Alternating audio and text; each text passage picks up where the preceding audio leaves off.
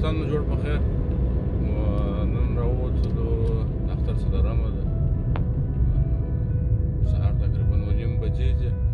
روان یم لاسن اخوان خواته د خیر سره، نو اوس لاره ده دورایي ته لا نه رسېدلي. نو اول د پنجوایي دورایي ده، اوس لا میرویس منی کې یو. نو بس که راکړه دغه ویډیوګانې درسره شریکوو. نو اوس را نږدې شولو صالحانو ته، بس صالحانو ته نږدې یو، داسې یو څو دقیقې لاره پاته لایي. نو بس ورته را نږدې شولو.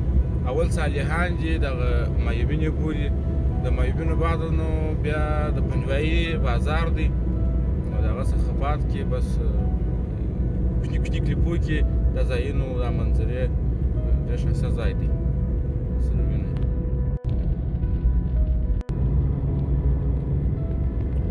وعلیکم سلام حاجي صاحب، څه حال دی؟ ښایست خیریت دی؟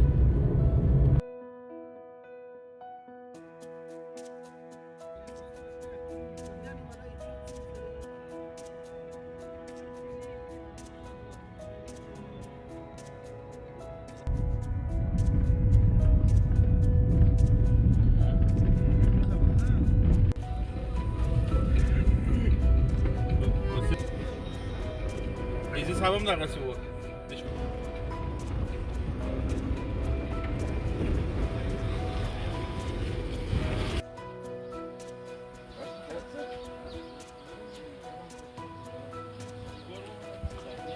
ملګرو راورسېدلو، لاسن اخوند زیارت ته راورسېدلو د خیر سره.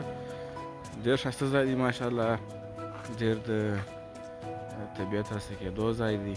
باران هم سوی دی پرون ماښام، نو دا علاقه ډېره بسلنده ده، ډېره خوندوره سوې ده.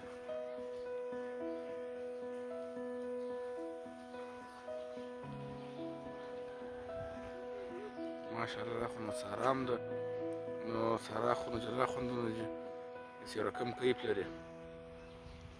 دا مخامخ د لاسن اخوند زیارت دی.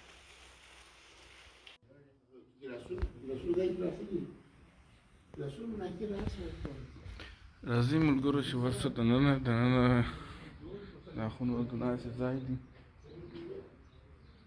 داسې د باندې ورسو.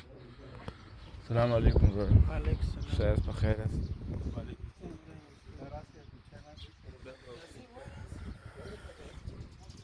دغه غټ کور لاسن اخوند دی.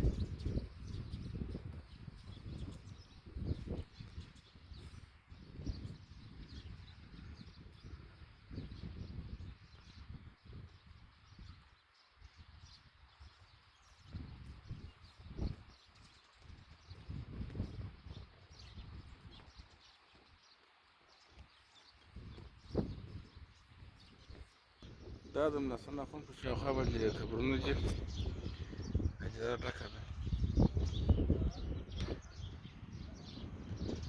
او دغه خودي شخص دا د لاسن اخوند زیارت دی. دلته د نور درخت هم ورته راځو چې دغه درخت خلکو د ملت په نیت نیولې ده، خورا ډکه د میخو څخه ده. دلته بیا درباندې وګورم، ټوله بس الله دې خلکو ته د نیکۍ مدد ور ورسوي. نو دا ګرده د میخو څخه ګوره ډکه کړې ده، ټوله پیمانه ده دلته. او ډېر خلک راځي، ځینې کیلې و میخونه و شیان ټاکوي په پښې کې. دا ډېره تاریخي درخته ده. دا د لاسن اخوند زیارت دی، ډېر روحاني زیارت دی.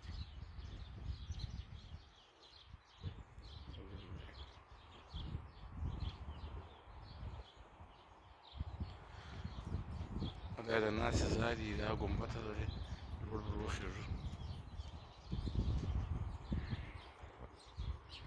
دغه درخت ډېره تاریخي درخته ده.